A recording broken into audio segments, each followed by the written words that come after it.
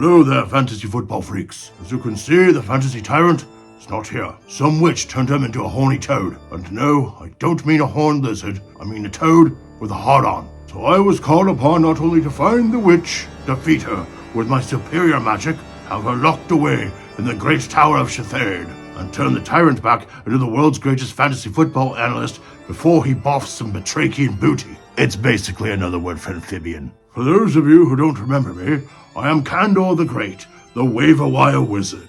Not to be confused with a certain wizard from Middle-earth. No, that's not me. My expertise is in fantasy football, not enchanted rings or hobbits from the Shire, although there is one thing that wizard and I have in common.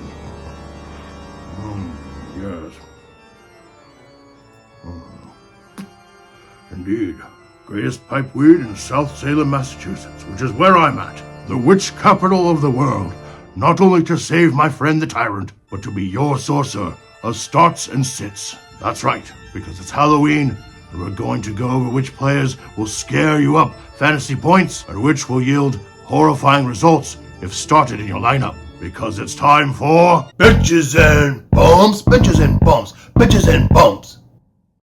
And I'm starting off with my running back bump of the week, Kimani Vidal. Now the Tyrant and I liked this kid since before it was cool. But then the Chargers drafted Omarion Hampton and signed Najee Harris. And we figured that would be the last we'd see of Vidal until he signed with the practice squad. And once Najee and then Hampton went down with injury, the Tyrant and I knew this would be something big. Now the other analysts were telling you to pick up Hassan Haskins, but the Tyrant told you better, and to pick up Vidal instead. Hopefully you listened, because Vidal since that time has been the running back 8. And this week the Chargers face off against the Titans, who are the second worst team at defending the run. Vidal had 23 carries last week for 117 yards and a touchdown, and he definitely solidified himself as the lead back for the Bolts until Hampton comes back. The Chargers are likely going to let their backs do all the work for this game, and I expect a huge game from Vidal as a result. Therefore, I suggest you give him a bump up to your starting lineup this week.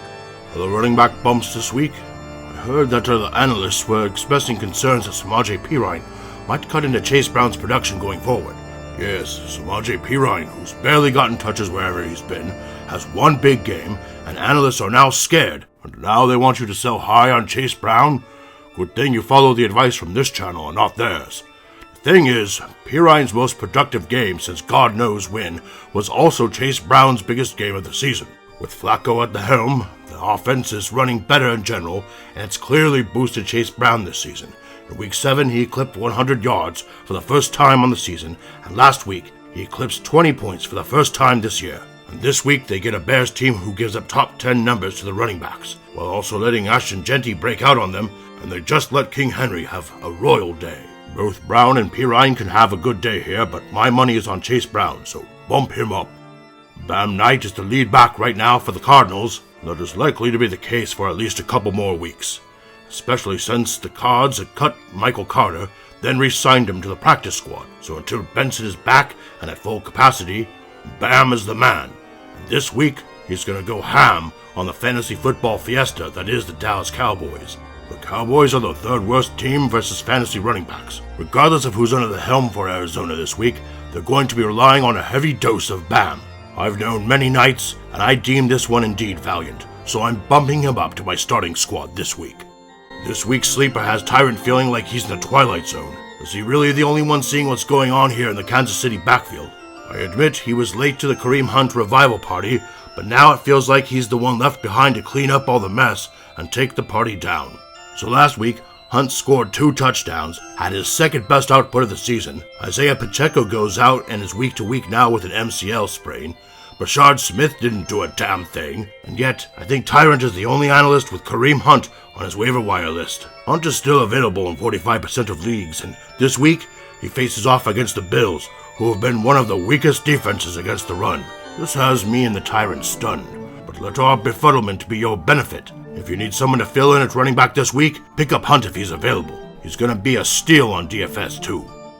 Now let's make haste to the benches. And this week, I'm putting J.K. Dobbins on the pine. R.J. Harvey broke out last week, and while I do still think that J.K. Dobbins is the lead back for the Broncos, there's no way Sean Payton is going to let his new Alvin Kamara go back to a regular rotation. Not after that performance. Now this will, of course, cut into Dobbins' share of the offense. And this week, he won't likely be able to handle that big of a cut, as this week the Broncos travel to Houston to take on the Texans team that just made Christian McCaffrey look pedestrian at best. Houston has one of the best defenses in the league, especially against the run, so there's likely not going to be many fantasy points to go around. If you can afford to do it, I'd say keep J.K. Dobbins on your bench. For the running backs I'm benching this week, Jaylen Warren has been a surprisingly solid option this season, but only in matchups that are in his favor. He's been a predictable start and sit, and that makes things easy when it comes to what we do with him week to week. Last week, he was in a bad matchup and thus had a bad week. This week I expect the same as the Steelers take on the Colts, who have proven themselves to be a formidable defense, like the giant wall at Helm's Deep from that one movie. So this week, against the top 10 defense against the fantasy running backs, I'm predicting that the predictable Mr. Warren will be best suited on your bench.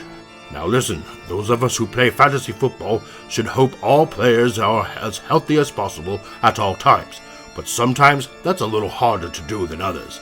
The return of Aaron Jones has all but decimated Jordan Mason's fantasy value going forward, which would be acceptable if he were the one getting all the production himself. But if these two continue to get in each other's way and buffoon around like a couple of foolish hobbits I know, I won't be able to recommend starting either in the foreseeable future. Especially not this week against the Lions defense, who gives up the fourth least fantasy points to opposing running backs. So for now, at least until one of these guys breaks away from the other, you should leave both Vikings running backs on your bench. Moving on to the wide receivers, and my wide receiver bump of the week is Marvin Harrison Jr. Now it's been a rocky start to his career, with many hills and valleys. While he hasn't been a total bust, he hasn't exactly been the superstar we were all expecting him to be, at least not yet. Part of the blame goes to the inconsistency at quarterback. But this week, Kyler Murray looks like he's coming back, and that's going to be a big boost for Marv. So will the fact that this week he gets to dine on the fantasy football fiesta. Fiesta? What is it? I say feast. Can we do that? Can we go with feast? The fantasy point feast. That is the Dallas Cowboys. Now, if Junior can't get the job done here, I'd say we're heading toward bust territory. If you're going to start him any week this year, this is the week. So give him a bump to your lineup and have your own fantasy point feast. For the wide receivers I'm bumping up, Brian Thomas Jr. has been having issues with the coaches as well as his shoulder as of late. There have been talks of him being traded, but no action yet. In the meantime, I think the Jags will start giving some of those targets over to their new toy, Travis Hunter. Which already seems to be the trend, as last week he was clearly the wide receiver 1 on the Jacksonville offense, and where it is, that's how the Jags may use him rest of season. If Thomas continues to struggle and be disgruntled, Hunter could take over the receiving corps and be our second half of the season league winner. If you've been stashing him on your bench, it's time to move him up to your starting lineup, because he's now about to blow the Jags offense wide open like that time Lady Galadriel and well, you get the picture. The Raiders are the second most generous team to opposing fantasy receivers, so this week, and maybe even rest of season, I'm giving Travis Hunter a bump up. Michael Pittman has been a delight to watch this year. He's finally getting the attention that he deserves from a competent QB. I never thought I'd use those words to describe Danny Dimes, but here we are. Indiana Jones has done wonders for Pittman. Even sharing targets with the likes of Josh Downs, Tyler Warren, and Alec Pierce, Pittman has been the clear top wide receiver and target for Daniel Jones. And that's not about to change this week as Pittman and the Colts take on the Steelers, who look more like a shit-stained sheet than a steel curtain. The bottom 7 against fantasy receivers, so give Michael Pittman a bump up to your starting lineup this week. Got a sleeper for you. TyRant talked about Shamir DK as being a candidate for the double deep danger dive of the year, behind Troy Franklin, and he's talked about him possibly being the receiver who eventually overtakes Iomana and Ridley in the Titans offense. Now this week, the Titans face a tough defense, the Chargers, who are one of the best teams in the league at covering perimeter receivers. They surrendered the 7th fewest fantasy points versus receivers on the season. So why is DK a sleeper this week? Because as good as the Chargers are against the pass, they're actually the 4th worst team at defending the slot this season, which is where Shamir DK does his damage. It's a gutsy move like calling out Sauron in order to give Sam and Frodo an open shot at Mount Doom. But no guts, no glory. Don't forget to take a sec to like, subscribe, and hit the notifications bell so you don't miss any of the best fantasy football content on YouTube.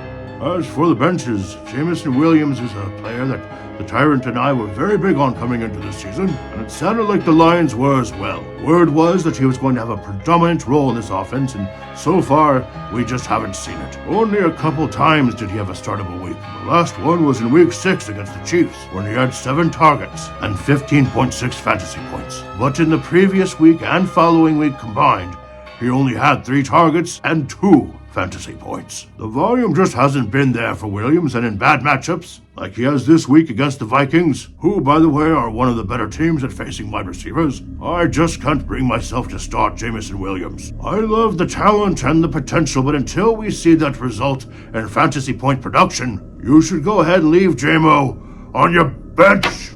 I'm also benching Stephon Diggs. You've heard the TyRant talk about counting on the Patriots receiving corps to be a consistent weekly option at wide receiver. It's like counting on a hobbit to keep his curiosity in check. Throw yourself in next time and rid us of your stupidity. The revenge game against the Bills made us believe that Diggs could break out as the top target for the Pats, but since then, it's been a complete clusterfuck. Is it Kayshon Boutte, Pop Douglas, Hunter Henry? I'm certainly not confident that it's going to be Stephon Diggs, I'll say that much, and even less confident this week with the Patriots taking on the underrated Falcons defense, which is allowing the fewest yards and the 5th fewest fantasy points to wide receivers this season. If you start Diggs with any hope, it's only a fool's hope. So leave Stephon Diggs on your bench. You can pretty much copy and paste what I said about the Patriots to the Packers. The only consistent fantasy receiver for the Packers has been their tight end, Tucker Kraft. Every week, it could be anyone. Golden, Dobbs, Wicks, and now Christian Watson is back in the mix. I can't start any of these guys with any confidence. Besides, Carolina's given up the 3rd fewest fantasy points to wide receivers, and they are much more vulnerable to the run and in the middle to the tight ends. Jacobs and Kraft will get theirs, maybe Love too, but everyone else should go on your bench. Bust alert. You probably can't afford to sit Cortland Sutton, but hear me out. First off, Troy Franklin, the TyRant's double-deep danger diver of the year, is starting to put together what seems like a possible breakout season, and that's severely cutting into Cortland Sutton's production. He couldn't even ball out against the fantasy point fiesta of Dallas last week, with a mediocre stat line and 10.7 fantasy points in PPR. It was a matter of time before Bo Nix shifted over to his college teammate, and that time seems to be now. And this week, the news is worse, as the Broncos travel to Houston, where Sutton is bound to get the Derek Stingley treatment. If you have to start Sutton, you're feeling as good about it as Gandalf did, going through the mines of Moria. Moria, you fear to go into those mines. You know what they awoke in the darkness of Khazad-dûm. On to the QBs, and my QB bump of the week goes to Daniel Jones. Now, the TyRant made a mistake in suggesting Indiana Jones be a bench last week, one of his few flubs of the season. I certainly wouldn't have done such a silly thing. But then again, we're not all wizards. This week, though, only a foolish toque would sit Daniel Jones, as this could be his best matchup yet against the Steel City Sieves, who are giving up the 2nd most fantasy points to opposing quarterbacks. Jones has been one of the more consistent quarterbacks this season and one of the best offenses as well. I don't think you can sit Jones again this season, especially not this week. I would even start him over some of the quarterbacks that you actually drafted. If the TyRant ever tells you to sit Daniel Jones ever again, I'll knock some sense into him. Give Daniel Jones a bump up this week and every week that he plays football. Other QBs I like, the TyRant has suggested a bump for Caleb Williams for 2 weeks now, and he's totaled 2 interceptions and 0 touchdowns in that span. Maybe if I give it a try, it'll actually work. Caleb Williams has been a frustrating player this season, and there's been no consistency to his play. However, his best game of the season was against the Dallas Cowboys, who have an elite offense, but a defense that's a heaping pile of cave troll crap. Remind you of any other teams? Perhaps the Bengals, who the Bears faced this week. Flacco's got that offense running like a machine again, so Caleb Williams is likely to have to throw a lot. The Bears have given him plenty of weapons to work with, so considering that and the matchup, if he can't put together a 20-plus fantasy point performance this week, it'll be hard to justify starting him ever again. If you're facing bye week or injury issues this week, Give Caleb Williams one more chance and bump him up. Sam Darnold hasn't been the superstar he was this last season with the Sorry, I almost vomited in my own mouth saying Sam Darnold and superstar in one sentence. Sorry about that. Anyway, he's been more of a matchup-based start this season, and this week he could eclipse 20 fantasy points against the Commanders, who are allowing the 5th most fantasy points per game, as well as the 4th most yards and touchdowns to opposing QBs. On top of that, Jaden Daniels is likely to make his return this week, which could mean more points for the Commanders, and more need for Sam Darnold to hook up with JSN and Cooper Kupp. If you're streaming QBs this season, Darnold is a viable option this week. Give him a bump up.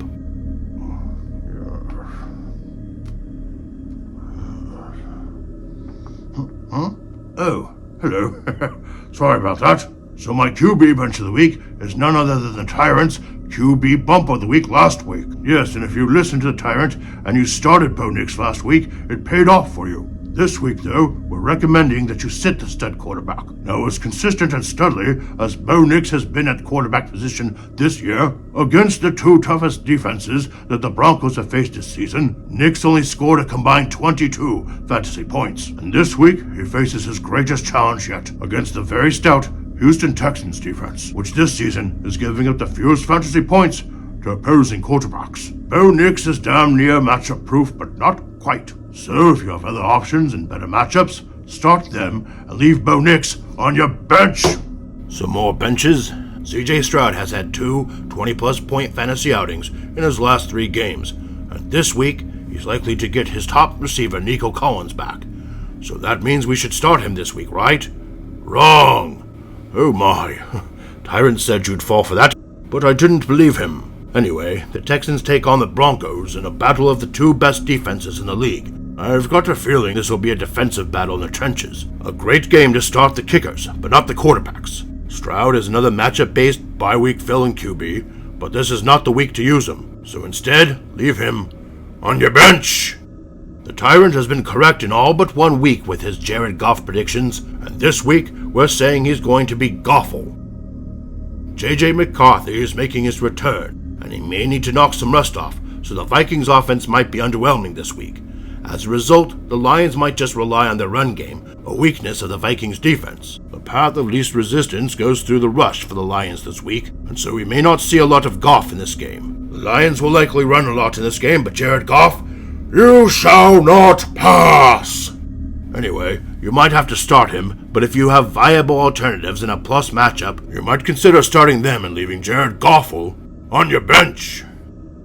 Now quickly, I must get back to hunting down the witch so I can save our friend the Tyrant Toad. So I'll conclude with the tight ends. And my tight end bump of the week was actually the Tyrant's tight end bench of the week last week, Zach Ertz. JD5 is back, and when those 2 are together, Ertz has been reliable in plus matchups. Thus, despite it being Halloween, the Commanders are going to be without Scary Terry. That's right, Terry McLaurin is out with a quad injury. And while that hurts our McLaurin stock, that helps those of us who have Zach Ertz. We're likely to see more opportunities from Ertz this week against a Seahawks defense whose only real weakness is against the tight end position, as they're giving up the 8th most fantasy points to tight ends this season. Definitely not a scary week to start Zach Ertz, so give him a bump to your starting roster. Other tight ends I'm bumping up, Kyle Pitts is here again. He's not been a breakout star this season, but he's been serviceable as a bye-week filler. Another good matchup, this time against the Patriots D, who are bottom 5 against the fantasy tight ends. Drake London should be back this week, but Mooney might be out. Regardless, Pitts has been the number 2 target behind London, and I expect another borderline tight end 1 game or better from him. On paper, it's his best matchup so far this season, so if you need a spot start at tight end or you're going tight end committee, Pitts might be the one to start this week. Bump him up.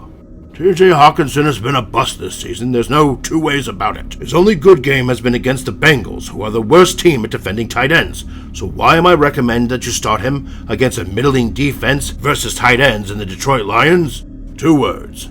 Revenge game. The revenge game narrative has been working out so far this season, so I'm not about to veer away from that. I know it sounds crazy, because JJ McCarthy hasn't exactly established a rapport with Hawkinson yet, mostly due to injury. And both Jefferson and Addison are healthy, but we're going to ride the revenge game narrative until it stops yielding results. You probably won't do it, but Hawk is actually worth a bump up this week. And finally, the tight end benches, and my tight end bench of the week is Dalton Kincaid. Yes, the bounce-back season that TyRant predicted started off fairly well, but it's trailed off as of recent. I do eventually think it'll get back on track, but this week, against the stingy Kansas City defense, I'm not betting on a bounce-back in the bounce-back season, at least not this week. The Chiefs' defense is top 4 against fantasy tight ends, plus Josh Allen has become more comfortable throwing to the likes of Keon Coleman and Khalil Shakir. Now, I think Kincaid has better days ahead, but this week, I'd leave Kincaid on your bench. The other tight ends I'm benching, this is the 3rd week in a row that Hunter Henry has been a bench on the show, and the first 2 weeks, TyRant was right. So why not go to the well again? He hasn't had a decent week since week 4, and this week has been his worst matchup yet. The Falcons are the best team at stopping fantasy tight ends, so while I think Hunter could be serviceable in plus matchups, it isn't here. Drake May is comfortable in the offense now, so he no longer needs his security blanket at tight end. From here on out, we can only play Hunter Henry in spot starts and plus matchups. So this week, and until further notice, leave Hunter Henry on your bench. Luckily, you made it through the rest of the episode, because this is where you're most likely to rage quit YouTube when I tell you that Oronde Gadsden is a bench for me this week. Yes, the TyRant was telling everyone to pick him up and stash him before it was cool, and yeah, the last 3 weeks, he's been over 6 receptions per game and scored 2 touchdowns. He's been the tight end too over that span, so why am I recommending that you put him on your pine this week?